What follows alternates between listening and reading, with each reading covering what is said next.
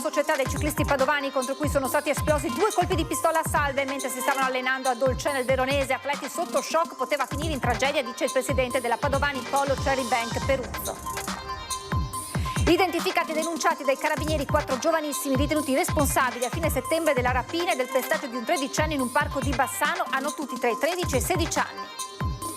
Violenze dopo il derby Treviso-Messa, in arrivo altri provvedimenti nei confronti delle tifoserie. Prognosi di un mese per l'autista del pullman preso d'assalto, l'ira della società di trasporto pubblico.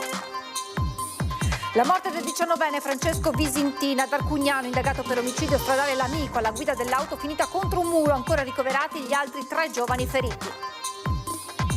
Incidente sul lavoro questa mattina in un'azienda chimica di Torri di Quartesolo, dove un operaio è stato raggiunto da schizzi di acido solforico, l'allarme lanciato dai colleghi. L'inchiesta sulla corruzione a Venezia, ultima udienza per l'ex assessore Renato Boraso. Ai 3 anni e 10 mesi già patteggiati si aggiungono altri 10 mesi di condanna, per lui processo finito. In arrivo quasi 600.000 euro dei gruppi consigliari leghisti da devolvere alla sanità veneta. L'ha annunciato questa mattina il governatore veneto Stefani in occasione della conferenza stampa natalizia.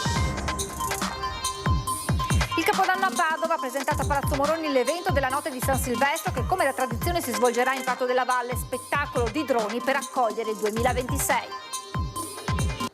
Buonasera, ben ritrovati con l'edizione regionale dei nostri telegiornali, questi i titoli. E allora la cronaca con quanto accaduto nel Veronese, con 2 colpi di pistola contro i ciclisti della SC Padovani Polo Cherry Bank che si stavano allenando, lo sconcerto del presidente Galdino Peruzzo. Arrivare al punto di tirare fuori una pistola, anche se era a salve, è sempre una cosa che secondo me che non si deve fare, non esiste. C'è sconcerto nelle parole di Galdino Peruzzo, presidente della SC Padovani Polo Cherry Bank, per quanto accaduto a 7 ciclisti padovani tra i 19 e i 25 anni impegnati in allenamento a Dolcè nel Veronese. Gli atleti, come si vede nel video diffuso da Extra Ciclismo, sono stati affiancati da un'auto dalla quale sono partiti 2 colpi di pistola, probabilmente a salve. Fortunatamente nessuno è rimasto ferito, ma lo shock è stato enorme. Conseguenze fisiche no, a parte quello che poteva succedere, naturalmente una cosa del genere, gli atleti vanno via ai 35, 40, 45 all'ora quando stanno allenando, quindi bastava solo un piccolo contatto fisico e poteva succedere anche di peggio.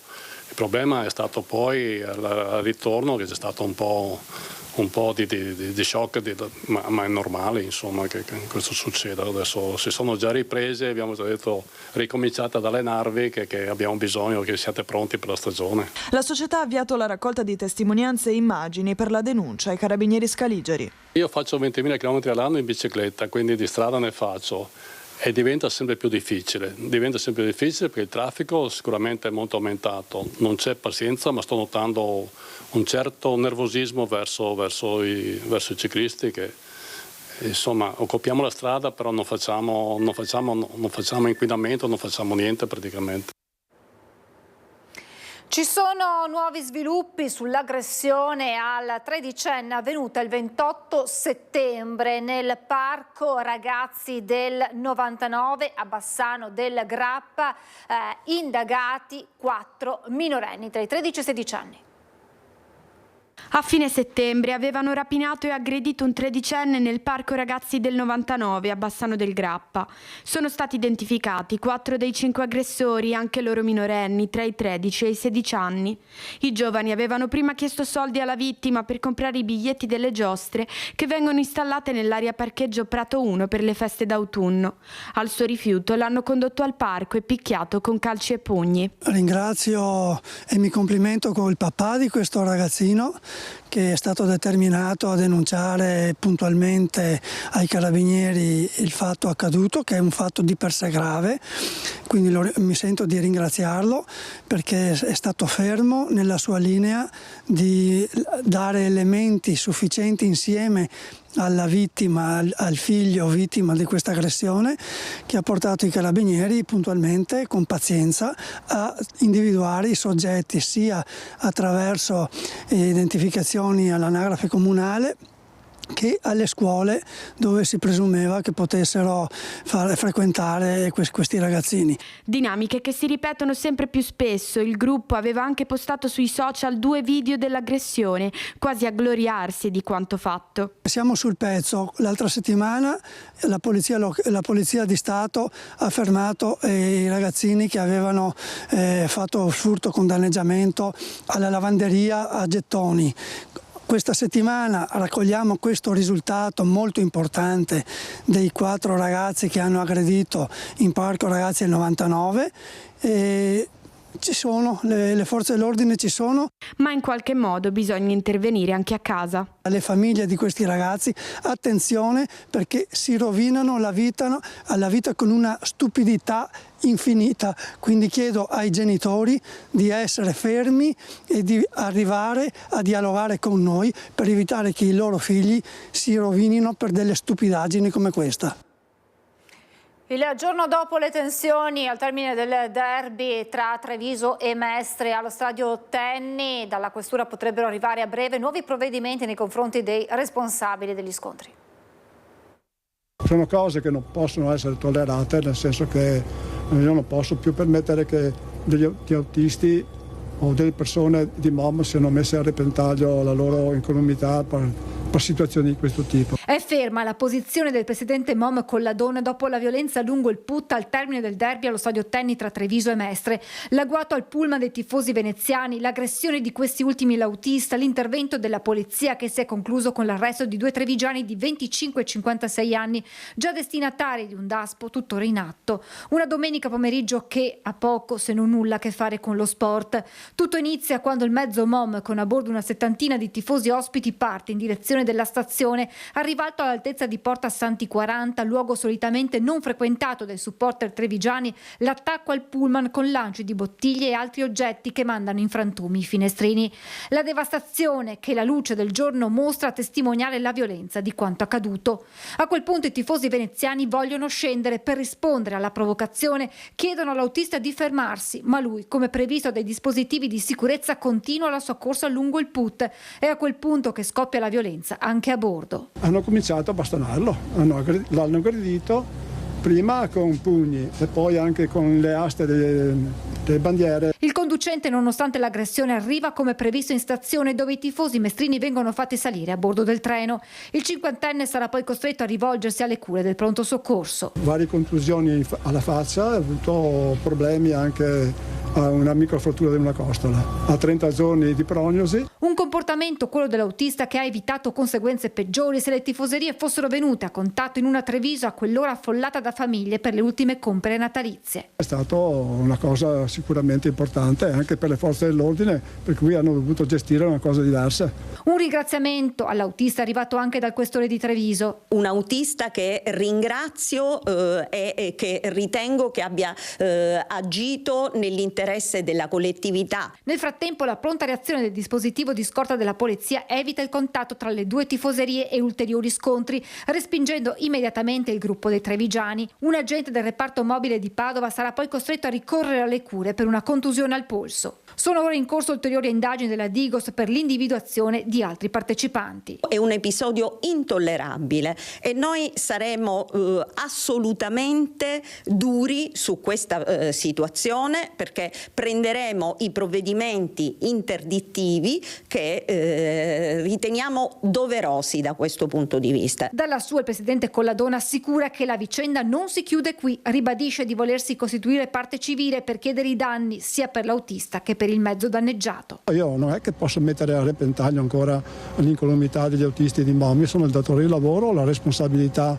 Ma allora quando arriva la REIA cosa succede? Non lo so, ci sono le forze dell'ordine che sono più brave di me sull'ordine pubblico, io non sono capace di fare ordine pubblico, sono capace di fare trasporto pubblico.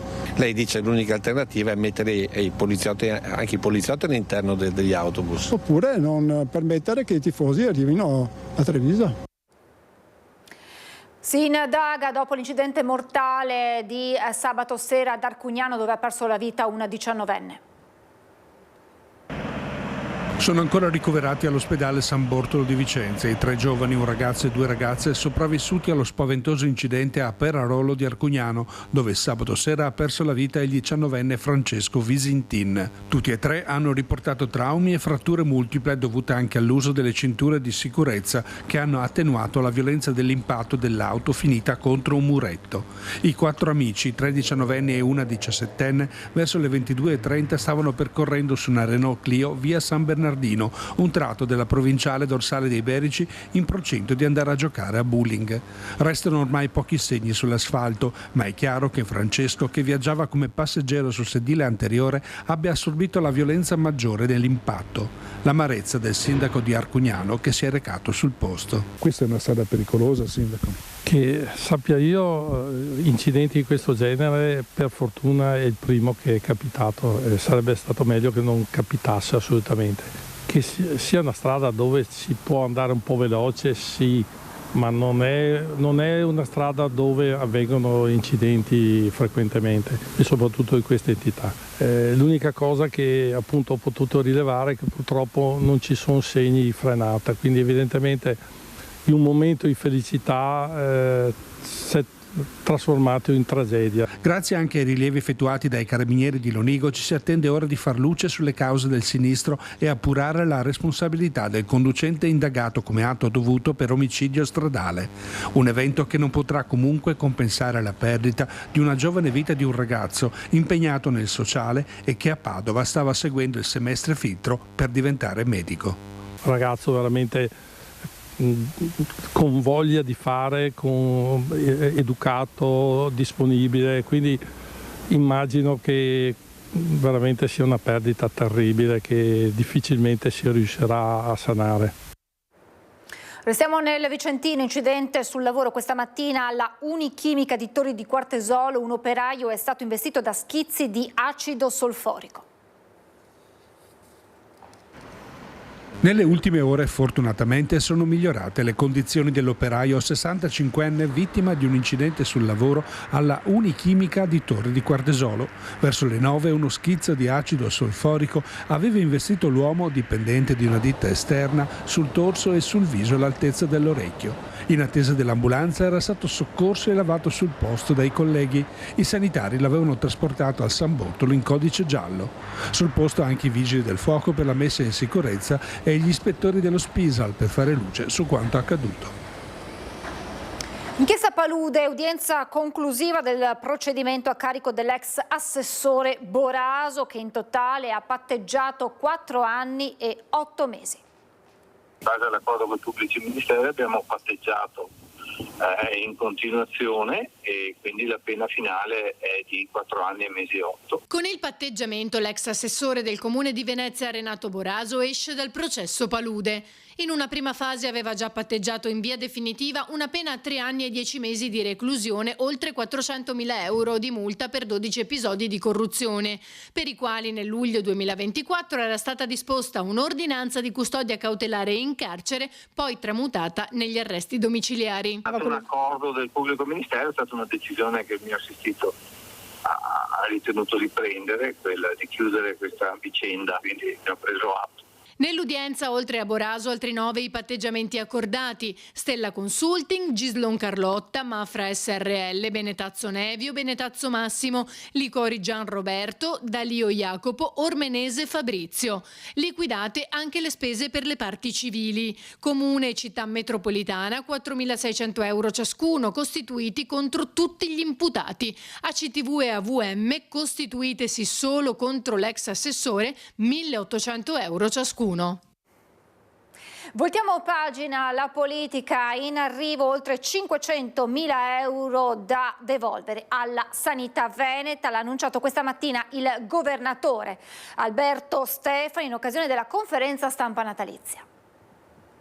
Quasi 600.000 euro per la sanità veneta che arriveranno dai gruppi consigliari di Liga Veneta e Zaia Presidente. L'ha annunciato da Palazzo Grandi Stazioni il presidente Stefani durante la conferenza stampa di Natale. Sono dei fondi che non sono stati spesi per la comunicazione e questi fondi saranno devoluti alla sanità pubblica. Ho scelto, d'accordo con i 2 capigruppo di spendere queste risorse in materia di sanità per dare un forte segnale ai nostri cittadini che la politica qualcosa può anche, a cui la politica può anche rinunciare e può destinarli al servizio della sanità e del nostro territorio. Nello specifico, i soldi non spesi sono oltre 2 milioni di euro, una parte disponibile che è oltre 600.000 euro sarà destinata alla sanità pubblica, si potrà svincolare successivamente anche l'altra parte con una riforma in Consiglio regionale che noi presenteremo. Stefani ha ribadito anche la necessità di un confronto produttivo in Consiglio regionale su sanità e sociale. Io credo che ci siano dei temi alti su cui maggioranza e opposizione devono dialogare e su cui devono trovare una quadra nell'interesse del Veneto e dei veneti. Io ho lanciato la sfida al Consiglio regionale di approvare entro breve termine la proposta di legge sui caregiver, che è una proposta di legge che tra l'altro io avevo presentato appena 25enne in Parlamento e che può cambiare la vita a più di un veneto su 4, perché più di un veneto su 4 assiste un familiare, c'è bisogno di fare nei loro confronti dei piccoli grandi passi che possono davvero migliorare la vita a tantissimi nostri cittadini. Nel riepilogare le linee programmatiche poi il Presidente ha annunciato la volontà di creare maggiore attrattività con l'apertura dal nuovo anno di un tavolo con gli Atenei veneti. È una sfida fondamentale, il primo tavolo che apriremo sarà proprio con il mondo dell'università, regione e atenei universitari per condividere una strategia che già abbiamo elaborato per rendere sempre più attrattive le nostre università, ma soprattutto per mettere in connessione i talenti del nostro territorio e le imprese innovative. Allo stesso tempo è importante integrare sempre di più la formazione professionale e la formazione tecnica con il mondo dell'impresa. La soluzione alla mancanza di manodopera non è l'immigrazione, è integrare i nostri ragazzi nel mondo imprenditoriale e permettere loro delle condizioni lavorative agevoli.